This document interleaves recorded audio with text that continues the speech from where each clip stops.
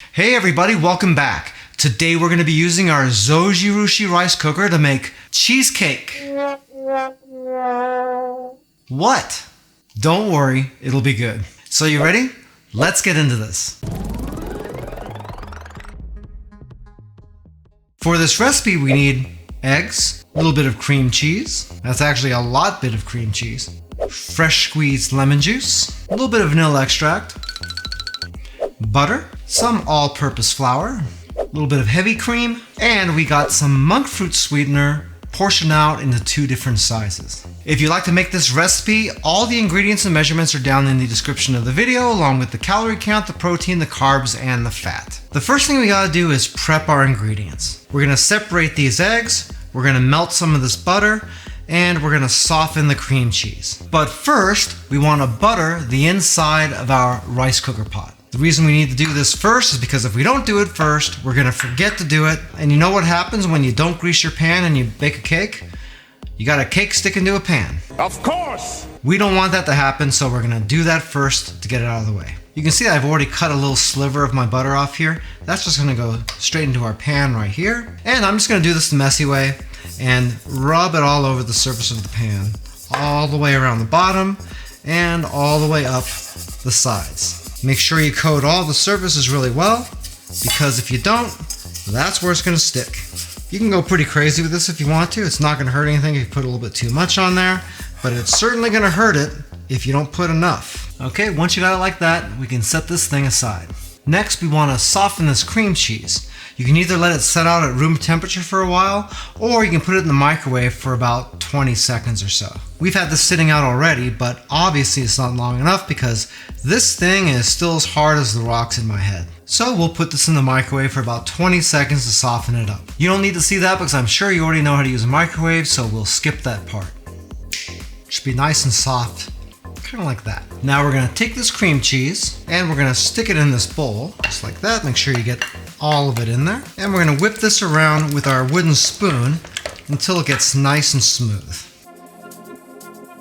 Once you get it pretty smooth like this, we're gonna add in our larger portion of our monk fruit sweetener. Now we're just gonna mix that in to get it combined and mixed in there nice and even. You don't really have to do this for a super long amount of time. Just make sure you don't have any clumps of sweetener anywhere in there. Okay, now we're gonna set this aside just for a moment. And we're gonna separate our egg yolks and egg whites. There's a lot of different ways that you can do this. Some people like to crack the egg, split it, and then just sort of pour that into their hand and then sift it around. When I do that, I tend to get little pieces of shell in there, so I'm gonna do it a little bit different. Let's hit it on a flat surface, peel it open, like so, and then drop your egg down inside your bowl. Then you're gonna carefully grab that egg yolk back out, and you're gonna sift this thing between your hands, letting the whites sort of run through your fingers, but keeping them close together enough so the yolk doesn't fall through. And then once you got it separated, drop your egg yolk down in there.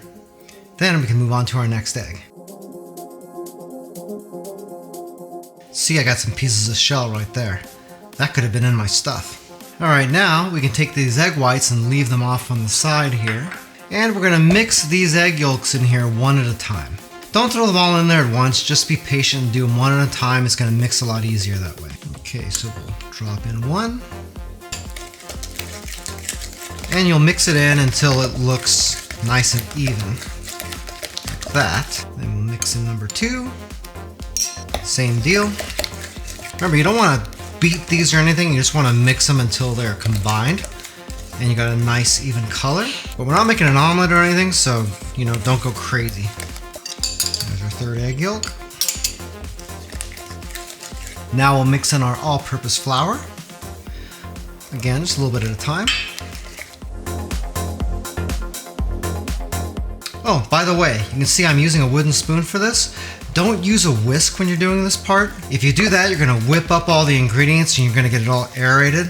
We don't really want to do that, so just use a spoon. Next, we'll add in our heavy cream, our vanilla extract, our lemon juice, and then we're gonna add in our butter. But we want to melt this butter first. So again, we'll go back to the microwave. You don't want to cook it and get it all hot or anything. You just want to warm it up enough to melt it down. So again, I'm going to skip showing you the microwave. And look, it's magically melted. I just put it in there for about 20 seconds. You can see it's still got a little bit of unmelted butter there. That's good. That's probably the way you want it. Just kind of mix it up really quick there just to get it all evened out. That's looking pretty good. We'll pour that in here. And be sure to mix that in with everything else. Okay, once you get that mixed up and it looks nice and smooth, then we're gonna set this aside and we're gonna work with those egg whites. All right, so we got another bowl here and a whisk this time. We'll pour in our egg whites and we're gonna beat these with the whisk until they get nice and foamy. Okay, once they get foamy, looking like that, then we're going to slowly start adding in this smaller portion of monk fruit sweetener that we have. We're going to be putting some in, whisking it, putting some more in, whisking it again, so on and so forth. And we're going to want to keep beating these until they kind of start to hold their shape a little bit. Yep, so let's get started. By the way, if this is your first time here and you want to learn some cool new recipes, get some great cooking tips and tricks and all sorts of other kitchen related things, then start now by subscribing to the channel and clicking the notification bell so you never miss a thing. You know, I don't know why I'm doing it this way. I've got two immersion blenders. If you got one of these with a whisk attachment, that's going to make this work a lot quicker.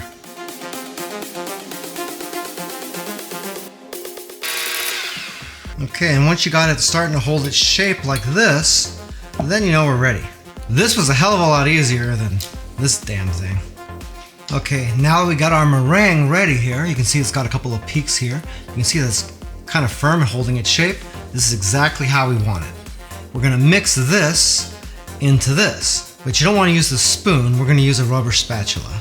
Now you don't wanna throw this in here and just mix it up. The point is that this meringue is all aerated and we wanna transfer that aeration to this. So obviously if you put it in there and stir it around, you're gonna pop all those bubbles and it's not gonna do us any good. So what we wanna do is we wanna put it in here a little bit at a time, set it right in, and we wanna fold it into the mix like this. You don't wanna overdo it, we just wanna get it in there. Just enough to combine it in, then we'll grab some more, like that, fold it in, being real careful not to really pop anything here. I mean, obviously, that's going to happen a little bit, but we want to minimize that as much as possible. Remember, you're not digging into it, you're folding over. You're going around the side, lifting it up, and then just doing this kind of thing right here. It actually has kind of an ASMR kind of vibe to it, doesn't it? Okay, now, we're going to take this and we're going to put it into our cook pot for our rice cooker. Just go ahead and pour it in. Be real careful not to really upset it too much. And we're gonna tap the bottom of this pot a bunch of times to try to bring all the bubbles to the top. Wow, you can see a bunch of bubbles there. So it's doing something. Oh, there's one that popped.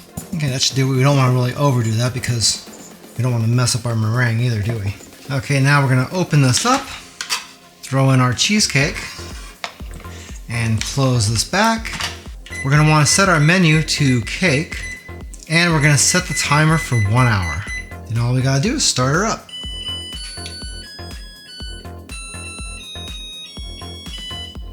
Twinkle, twinkle, little star, huh? Well, now we wait. One eternity later. All right, our cake just finished. Let's take a look at the results. All right, we're gonna need to remove it from this pot, but we don't wanna tear it apart either because it's gonna be really fragile at first. So we're gonna remove the pot from here, and then we're just gonna flip the entire thing over on this plate. Now, all we gotta do is let this cool. And once this cools down, you'll be ready to serve this out. If you'd like to learn some more about Joe's Phenomenal, you can either watch a couple more videos or you can check us out online at joesphenomenal.com. That cheesecake actually came out really good. The topping that we put on it was the cranberry applesauce that we did in our last video. I'll admit, before I did this, I never would have thought I'd get these kinds of results out of a rice cooker of all things. But there it is, and it came out great. If you'd like a little bit more information about the Zojirushi rice cooker that we used in this video, we do have an Amazon affiliate link to it down in the description of the video. If you find anything through those links, we do make a small commission, but it doesn't change the price that you pay, 1 cent. If you like this video, you might like this video right here where we show you how to make that cranberry apple sauce that we use as a topping for the cheesecake. It's really good and it doesn't have to be Thanksgiving for you to eat it. Well, that's it for now. I hope to see you back again here really soon, and until that time, I'm Joe and I hope you have a phenomenal day. Take it easy.